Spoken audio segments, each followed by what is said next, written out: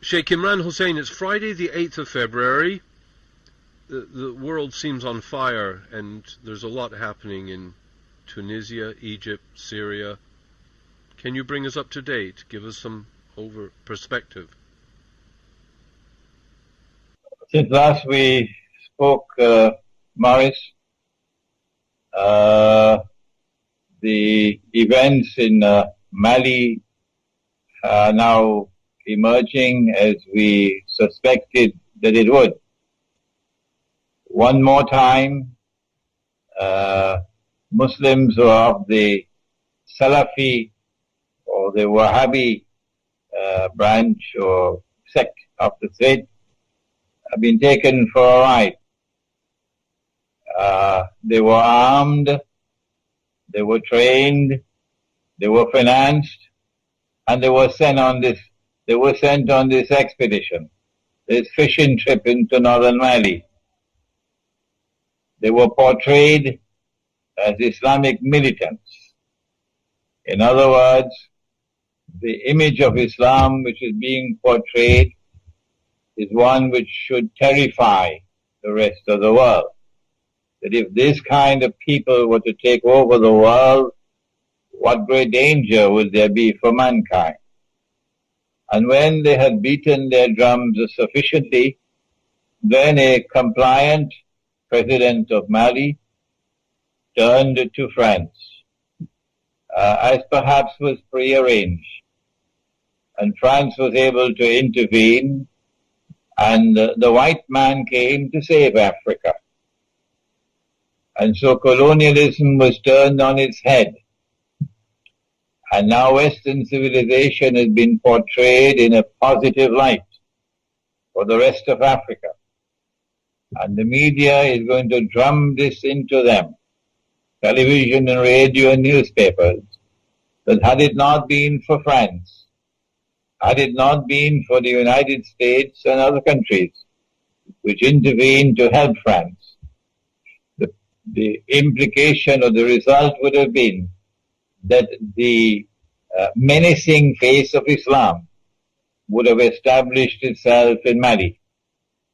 And that would have been a precursor for what would have come for many other countries in Africa. This kind of a portrayal of Islam is absolutely essential for Israel.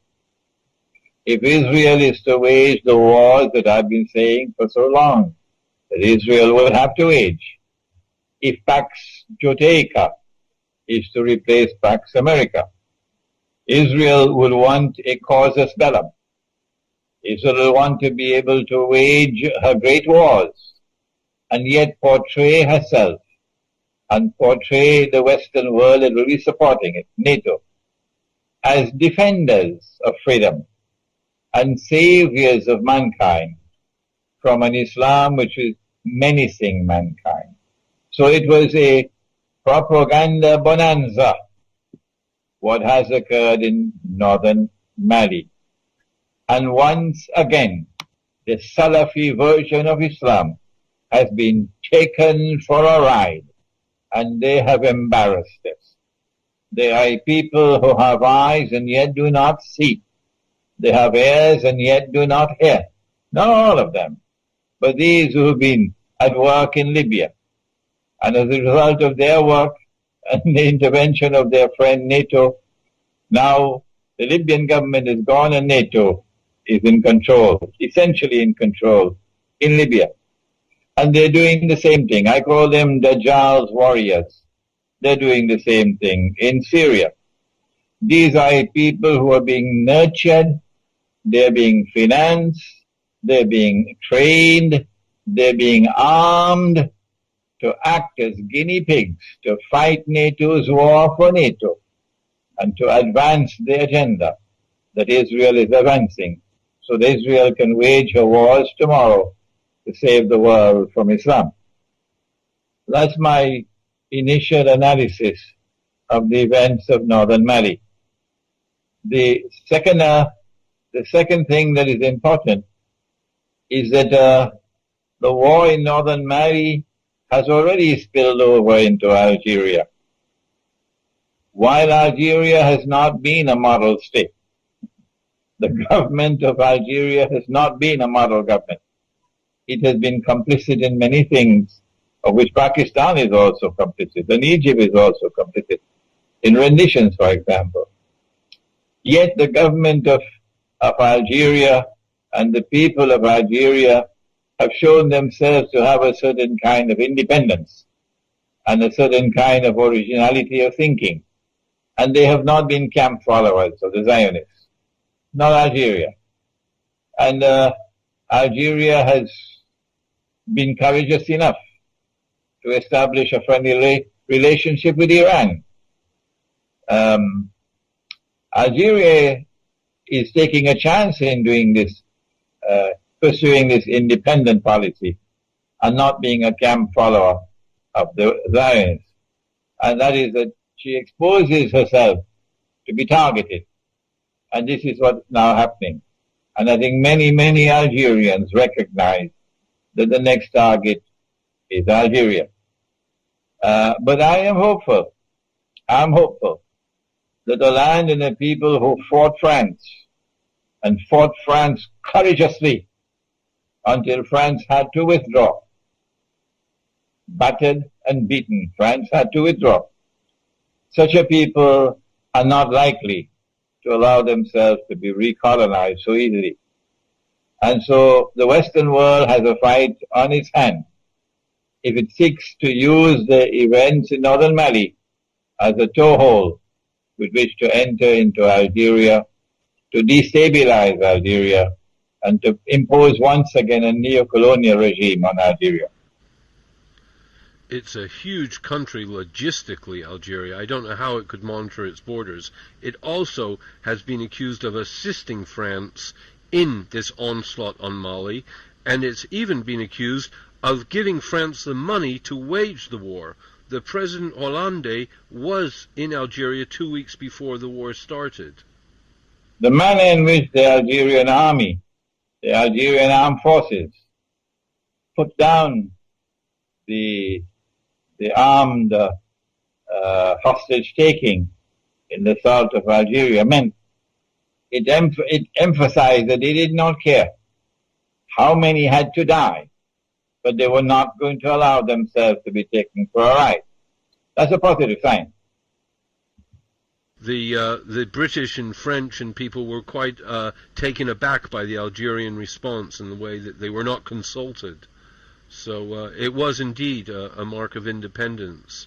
They're a very difficult people, the Algerians. When I meet them face to face, they get very emotional, and they're a highly charged lot. But the West seems dedicated to destroying all tribes and culture and traditions, and Algeria is a target, therefore.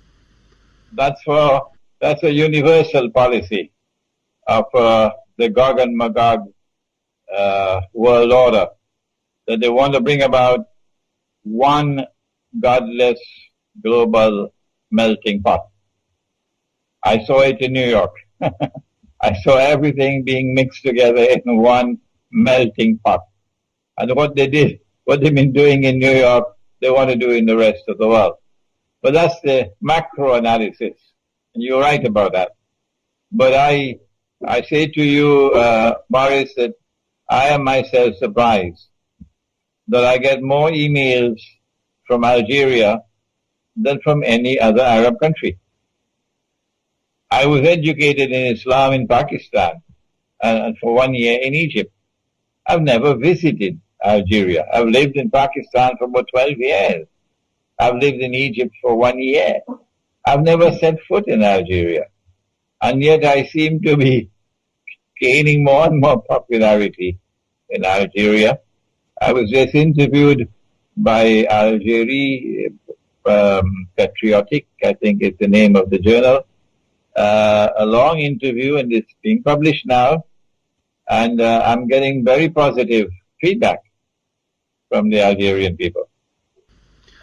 With regard, if I may change the subject, to Syria, Israel recently apparently attacked Syria, which was outrageous, and I suspect there was some behind-the-scenes reason for this, maybe related to negotiations, but there's a threat of Israel taking a buffer zone. Russia seemed to take a back seat, seemed to distance itself from Syria at that point. I don't know if you perceived that.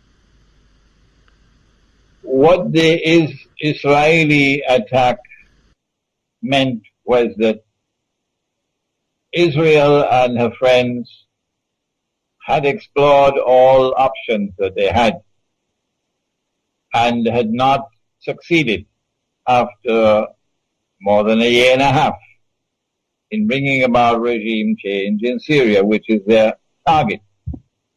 They're only mentioning the name of Bashar al-Assad, but their target is regime change. To bring a new regime to Syria, which would not be friendly with Iran, which would not have a relationship with Russia, and which will come into the Saudi-Qatari camp. That's what they want. And they're just mentioning the name of Bashar al-Assad as a red flag. So they spent a year and a half, and they had exhausted all options. Because Russia had put its foot down, Turkey could not attack Syria. Had there not been a Vladimir Putin in Moscow, Turkey would have attacked Syria long ago. Long ago. The reason why Turkey has not attacked Syria so far is one word: Putin. That's the word. And so Putin has already demonstrated a certain degree of integrity in the subject. A certain degree of concrete evidence is there on the ground. Had it not been for him, Turkey would already have been Syria would already have been attacked. Since all options had failed, Israel now had to launch out to try to bring about a provocation which she hoped would have flared up into open war. Since it has not, because Bashar al-Assad had the good sense of not responding, and Russia had the good sense of not responding, Israel has no options now but to do what the United States has been doing in Pakistan, to continue with her incursions into Syria and launching attacks and attacking targets in Syria, aerial attacks. But the more she does that, the clearer will it become to public opinion around the world. Who is the one who is hungry for war? Who is the one on whose side aggression must be mentioned? They are the aggressors. And who is the one who is trying to avoid war? So public opinion is going to sway against Israel if she continues launching these attacks on Syrian territory. So it's a gamble that she's made, and Syria has called her bluff because Syria has refused to respond. And nothing less than a ground invasion would suffice. You can't simply attack from the air. But one of the critically important things about the Israeli attack, is that when Turkey sent her fighter aircraft on a reconnaissance mission, it appears, and they momentarily entered into Syrian airspace, they were shot down.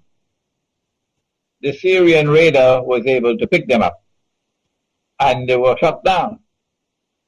How do we explain that Israeli aircraft reached up to Damascus and the Syrian radar could not pick them up, and no shots were fired against them, indicating a certain level of technology with Israel that Israel wanted to put on display, not only before Syria, but before the world. That is not lost to military experts around the world, that the Israeli aircraft were able to do what the Syrian fighter aircraft would not do. I believe that eventually they're going to lose patience, and they're going to try to make a deal with Putin.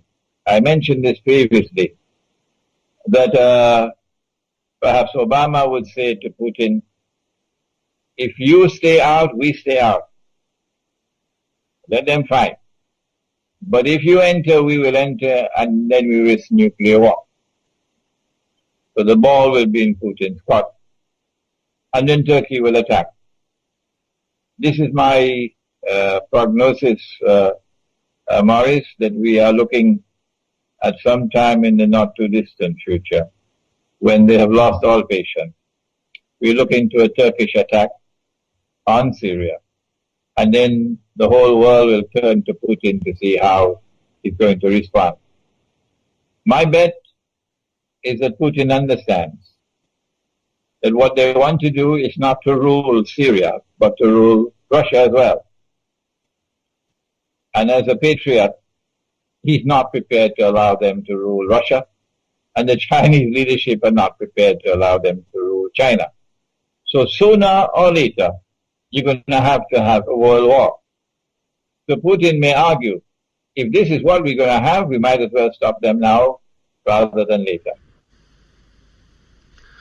We will be rooting for Putin. May I change the subject to Egypt at this point? Egypt is in terrible turmoil. I mean, I cannot understand what solutions there can be. It is polarized. What is the prognosis for this succession or the success of Egypt? Has Morsi completely mishandled the whole situation? He has a temporary respite in that the organization of Islamic states, which chose for themselves a very curious name, Organization of the Islamic Conference. It was actually chosen in French, L'Organisation de la Conférence Islamique, and that was then translated to English as the Organization of the Islamic Conference. And that name remained with them for, 40, 50 years, until they have now changed it, I believe. It is such an unimportant organization that we hardly keep up with this news. I think the new name is Islamic Organization of Islamic Cooperation, OIC. This organization met in a summit conference in Cairo over the last few days. And Morsi, acting as host, was able to reap some political dividends from the assembly of all of these heads of state. Most of them didn't come, but many of them were there. And it raised his prestige. But I think it was only a temporary respite. And that once the conference is over, the conference just ended, and the guests have returned to their homes, then the Egyptian people are going to be back again on the streets, venting their rage and their righteous indignation, and I fully support them. I fully support them. That what the Ikhwan al-Muslimun did in Egypt was what we may call a faux pas. They made a terrible blunder, an absolutely terrible blunder. And the blunder is of such magnitude, Morris, that I don't think that Morsi can survive in Egypt. No. Ikhwan will have to choose a successor to Morsi. Morsi may be able to return to the United States and be successful as an engineer. But I don't think he has credentials anymore to rule over Egypt. No. Because the mistake was so monstrous of pushing through that constitution over the heads of the Christians who opposed it, not having the good sense to patiently negotiate, no matter how long, and try to arrive at a consensus, which is what Prophet Muhammad, Allah's blessings be upon him, did. And I did give a talk in which I addressed the subject, and I criticized Morsi and the Ikhwan al-Muslimun government of Egypt of violating what I called the constitutional sunnah, or the sunnah or the way of the Prophet, Allah's blessings be upon him, in matters pertaining to the establishment of a constitution. Because he did negotiate a constitution in Medina. And he spent something like 7 months patiently negotiating, not only with the pagan Arab tribes, but with a large number of Jewish tribes who were there. And you had to negotiate with each tribe, because the tribes, even the Jewish tribes, were at war with each other. And this is what he did patiently over 7 months. And at the end of it all, and without the glare of publicity, without a constitutional conference being organized, he was able to secure a consensus, an agreement of all the tribes. And that consensus became known as the Mithaq of Medina, or the first written constitution in the world. This is what Egypt needed. But the Ikhwan did not have the intellectual leadership. They did not have the capacity to turn to the religion of Islam for guidance on such matters. And so they have made a terrible blunder. What's the way forward? I don't think there's any option now, but that Mursi has to step down. And Ikhwan has to fire the advisors who led him down that path. And they have to put forward somebody else who will be more conciliatory, who will reach out to the Christians of Egypt, who were there in Egypt long before Islam came to Egypt. Oh yes. And don't forget that Prophet Muhammad, Allah's blessings be upon him, married a woman from their ranks. A Christian Egyptian woman was his wife. And he had a son with her. And that son's name was Ibrahim. And that child grew until maybe age 2 or 3, until the child died. And then he left word, the Prophet did, that we must be kind to them, for they are our kith and kin. Be kind to them, the Coptic Christians, said the Prophet, because they are your kith and kin. And so the way forward, and I'm sure that Mursi is not going to like this, but I hope that Ikhwan is listening to me. The way forward would be that Mursi be asked to step down, and that Ikhwan puts forward someone else.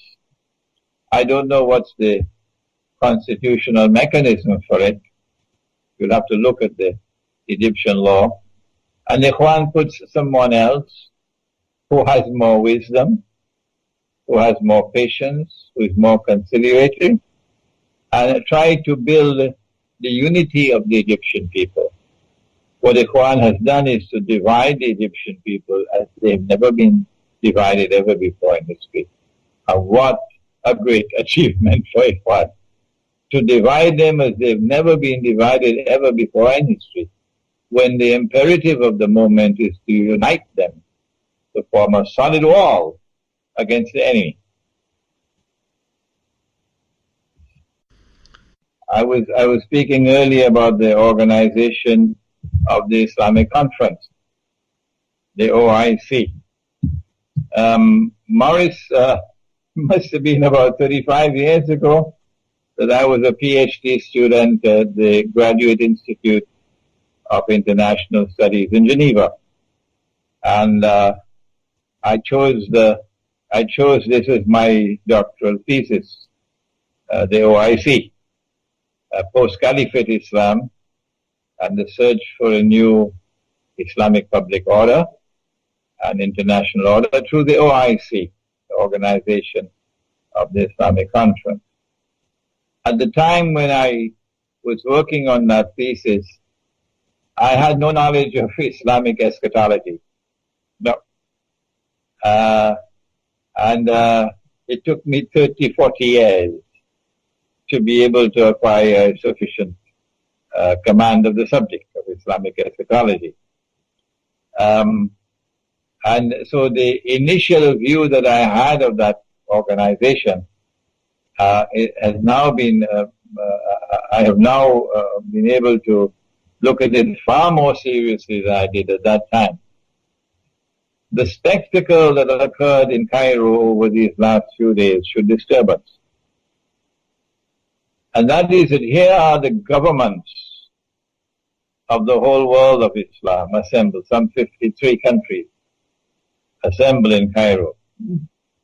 Either the head of government is present, or a representative of the head of government is present, representing the government. And this body appealed to the Security Council of the United Nations to do the job it is supposed to do in Syria. That's what they did. The religion of Islam is based on the Quran.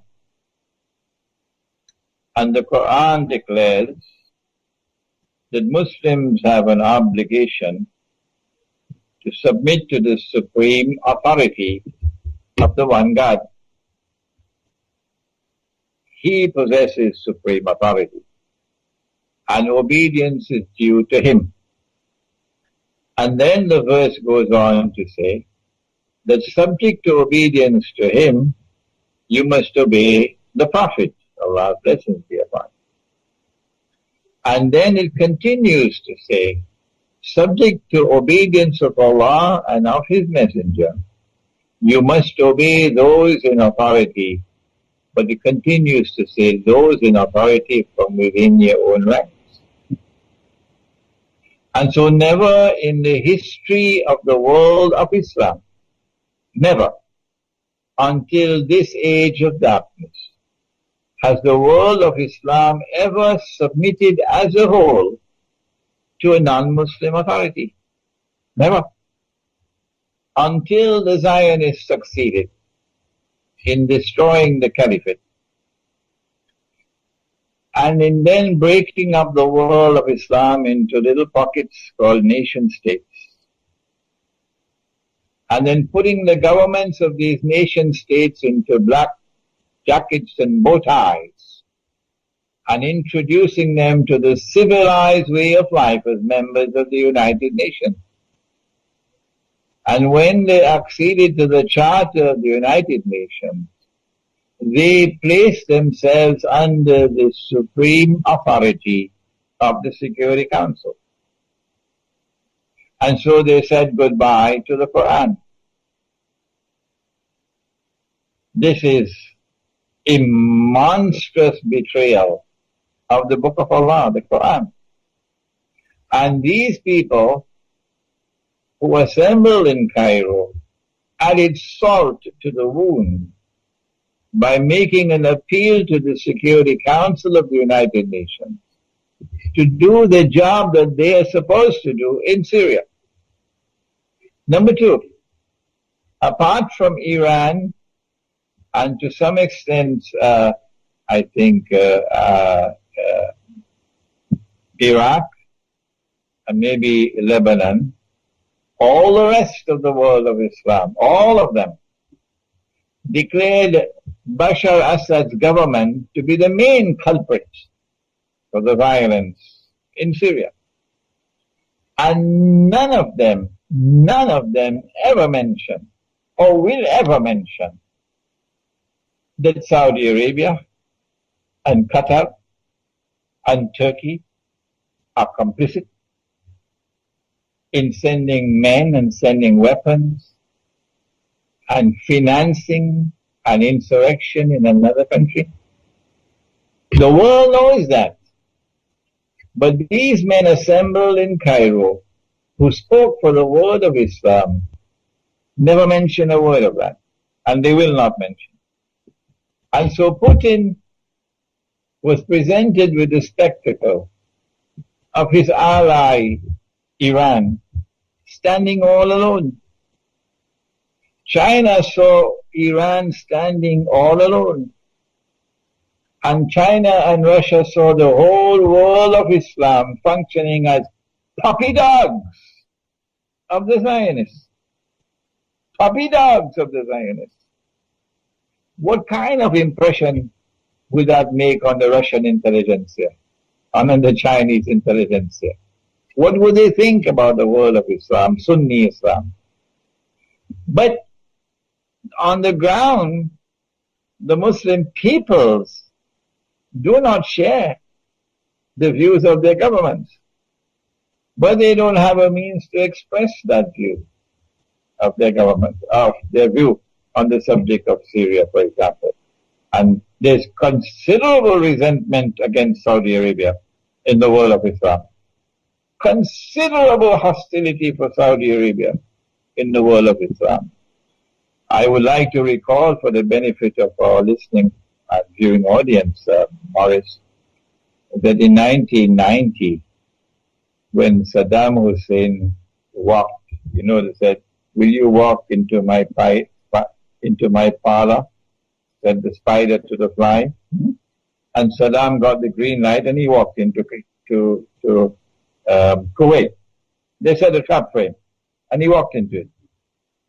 But when Saddam took over Kuwait, there was joy, there was happiness in Malaysia, amongst the Malay in Singapore, the whole of Indonesia, Brunei, the whole of Southeast Asia was celebrating because there was so much repugnance and hostility for Kuwait. The same feelings they have for Saudi Arabia. And I have absolutely no doubt that when Israel begins her wars, which I know it's coming, they're coming, and she attacks Pakistan and Iran and Syria and Egypt and so on, you will find the Muslim peoples around the world rising up in great anger, great hatred. Little Israel, that is Singapore, is going to have the mother of all problems when Israel comes out from behind the curtain. And so the sentiments of the people are variant with the position of the governments. And it is I thank you that I get this opportunity through this interview to send a message, if it reaches, to the Russian intelligentsia, to the Russian government, to the Chinese intelligentsia, to the Chinese government. They do not be fooled by what happened in Cairo. These are only the so-called leaders of the world of Islam who all have to bow down before the Zionists. But they do not represent the views of the Muslim people. You mentioned Iran as standing alone. I assume it did not vote for this reference to go to the Security Council, and also Iran seems to have a lot of influence on Morsi and the Ikhwan. Is that the case? No, that's the window dressing. That's the window dressing. No. Morsi is very firmly in the Hillary Clinton camp. They can't move out of that camp. They must have made a deal with Washington to be able to get to where they are today. And there's no way they can get out of that embrace. Now, so they can try whatever they want with Iran, making a visit to Iran or getting Iran to visit. It doesn't change the ground, the reality. The reality is that Egypt is in this camp. And Egypt cannot move out of this camp to form any kind of a rapprochement with Iran. No. And you said that Iran stood alone. I presume it did not agree to the vote to go to the UN. It expressed reservations on the vote concerning Syria. And I know that Iraq also did, and a third state, perhaps Lebanon. All three of whom have a Shia majority.